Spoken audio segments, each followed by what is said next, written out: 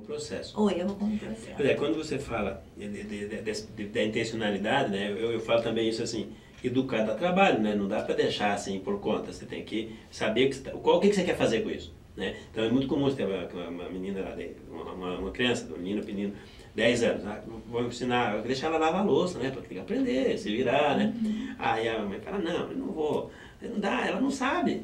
Né? Então, o que a mãe faz? Vai lá e lava a louça. Vai mais rápido, vai suja menos a não pia. gasta tanta água, não faz, né? Está errado, certo? Erradíssimo, né? No processo educativo está errado. Afinal de contas, você só aprende a fazer fazendo. Eu costumo dizer assim, Ademar, o Drummond fala, né? Amar se aprende amando. Isso é uma coisa que eu falo muito e a maioria das minhas palestras tem esse slide em determinado momento. Amar se aprende amando, né? Eu não tenho dúvidas disso. Quem sou eu para contrariar Drummond? Mas eu costumo dizer assim, que ler e escrever se aprende lendo, escrevendo e pensando. Eu falo da leitura e da escrita porque foi o que eu estudei, né? Então eu posso falar dela. Mas qualquer aspecto científico, qualquer produção humana, nós aprendemos fazendo e pensando sobre o que fazemos. Vou repetir. Fazendo e pensando sobre o que fazemos. Não é? Então o papel do adulto nessa relação educacional é essa, né? Você faz com a criança, você utiliza o que é necessário, né? Naturalmente o que a sociedade utiliza. E principalmente você pensa com a criança sobre isso. Onde que você quer chegar? Qual é o seu objetivo? Você acha, por exemplo, né? Você reflete, você acha que por aí dá certo? Por que você acha? Né? Por que você acha? Por que você escolheu essa letra para escrever isso? E se você escolher essa, o que daria? Nessa frase, leia para mim o que você escreveu, ou então, demonstre para o seu colega o que você quis dizer. Você não está só, nesse momento, dando oportunidade para essa criança, para esse aluno, pensar sobre o que ele está fazendo, mas principalmente, você está dando subsídios para você avaliar o que ele já sabe e o que você precisa ensinar. Sim. Então, também falar de erro, né, Ademar, não é separado de falar de avaliação, porque a avaliação tem essa função. Você avalia para saber o que ele sabe para você poder ensinar mais. Todo o processo de avaliação, né, permite que essa criança se desenvolva cada vez mais. Então, falar do erro é falar sem dúvida. A avaliação é um programa só, né? Estou fazendo um programa só para falar da avaliação, né? Porque avaliar pessoas é uma coisa muito complicada, né? Agora, tem que ter noção. Quando você se propõe a avaliar, você tem que estar disposto a ser avaliado. Né? É uma estrada de duas mãos, né? Bom, nós estamos aqui conversando com a professora Sandra Bosa e ela participou da elaboração de um livro e errei, né? E estamos falando da questão do erro no processo de aprendizagem, o erro com a importância do erro no desenvolvimento humano, porque não é só para aprender a ler e escrever, todo o desenvolvimento humano passa pela tentativa e erro. A criança aprende a andar caindo, né? Não é verdade? Ela não aprende a andar sem cair. Se ela nunca caiu, ela vai cair. E quanto mais tarde ela cair, mais vai ser feio o tombo, né? Então é assim, porque não aprende a levantar. E é isso mesmo, né? O ditado, tem que aprender a cair para aprender a levantar. É um ditado antigo e não é por acaso que existe, né?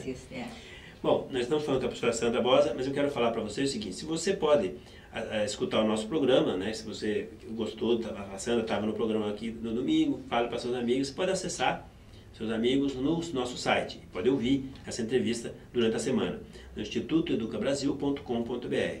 E também, a partir das últimas semanas, nós temos uma parceria com a TVA. Né? Você pode assistir também os programas do Educa Brasil na TVA.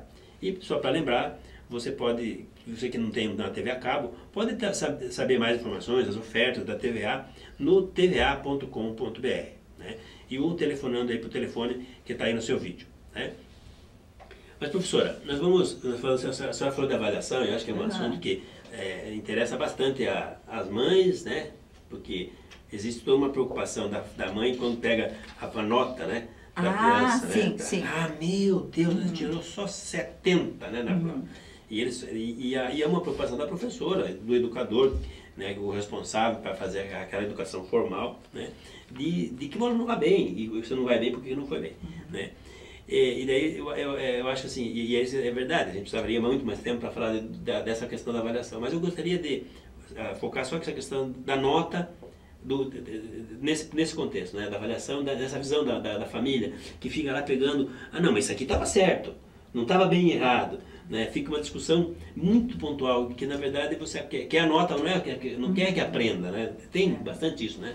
É porque a nossa sociedade colocou essa questão. Né? Na verdade, aí nós... Né, somos avaliados o tempo inteiro e em todos os momentos, como você disse, né? Tanto quanto nos avaliam, nós estamos avaliando, né? E a questão da nota da escola é um equívoco, né? Que os países realmente mais desenvolvidos não têm mais, não é que eles não tenham a nota, não é que eles não tenham classificação, né? Eles continuam sendo classificados, porque isso é um equívoco que o Brasil também comete muito. De achar, por exemplo, fala-se muito da Escola da Ponte em Portugal, que a Escola da Ponte aprende o que quer e como quer. Pelo contrário, eles têm muito bem definido o seu currículo, existe sim um básico que todos precisam saber.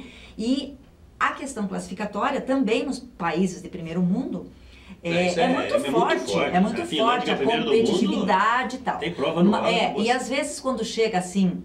uma leitura superficial aqui dessas questões no Brasil, acha-se, porque eles não fazem, porque eles não usam, não é bem assim. Mas em todo caso, a questão da nota, no caso brasileiro, é muito grave, porque isso que você falou, né, tanto da família, quanto da escola, quanto do aluno, o próprio aluno diz assim, mas eu merecia um ponto, eu reprovei por meio ponto, é muito grave porque nós estamos trocando, de fato, conhecimento por números e vírgulas e zeros. Né? Isso é uma coisa que se discute há 20 anos, há 20 anos se discute. Eu, particularmente, tinha uma grande esperança, né? Discuto essa questão de avaliação há seguramente 18 anos, né? Me debruço, estudo e defendo uma avaliação formativa, uma avaliação por critérios, processual. Mas eu não acho que elas precisam ser, que elas sejam descasadas. Acho que é possível. Eu trabalho em 3 instituições, todas elas exigem notas, uma semestral, outra trimestral e outra por módulo. Na pós-graduação eu tenho que dar uma nota, conferir um grau. E nem por isso eu deixo de avaliar processualmente. Acontece que nós ainda temos uma raiz muito forte na escola mecanicista, onde os pares eram muito, né, questão de certo e errado. Cada pergunta vale tantos pontos, seja em matemática, física, química ou biologia, sem se perceber uma coisa que eu acho fundamental, que na verdade o conhecimento é uno.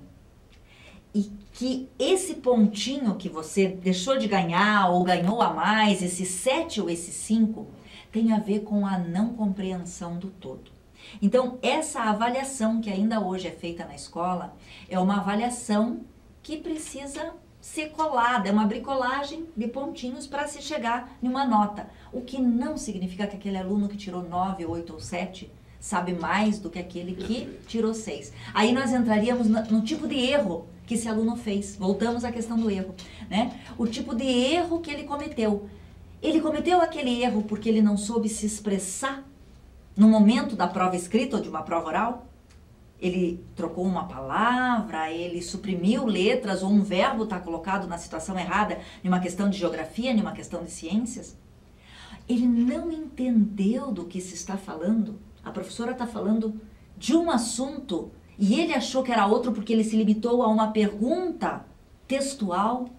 Ou aquela criança sabe na prática o que aquilo significa, mas não houve oportunidade dele casar o que a escola ensina e o que ele faz na rua, que é uma coisa que há muito tempo nós fazemos, né? Os nossos alunos, meus alunos de população carente, vendem maravilhosamente bem na feira, no sinal, trocam mercadorias no pátio da escola e sempre ganham notas baixíssimas em matemática porque eles não armam o cálculo convenientemente, eles não fazem o processo que a professora muitas vezes espera. Né? Então, este erro e esse desconto de pontos está diretamente relacionado à concepção de ensino. O conhecimento é um só, não dá para dividir. Eu vou só concluir que eu comecei dizendo que há muito tempo eu estudo avaliação e a minha grande esperança, eu não concluí esse pensamento, eu dizia assim, a minha grande esperança era que se tirasse a nota.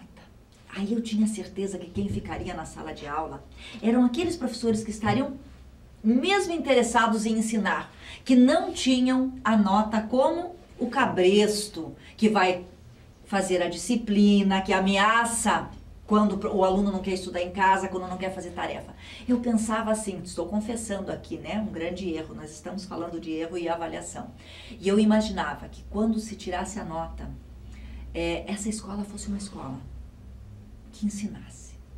E as provas estão aí, né, no Brasil, no Paraná, nós tiramos a nota em muitos casos. Nós jogamos fora o bebê com a água do banho e, infelizmente, as avaliações continuam e são descritas de outra forma. Mas ensinar e assumir o erro como uma possibilidade riquíssima de saber o que se faz para aquela criança avançar, ainda não chegamos lá. Mas eu tenho esperança. Eu não sou uma pessoa desiludida. E isso que você falou, a gente falou aqui muitas vezes, essa questão da avaliação, da nota. Eu, particularmente, acho assim, melhor do que nada, assim, do jeito que nós temos hoje, é você ter a nota. Se você tem que estudar para a prova, você estuda pelo menos.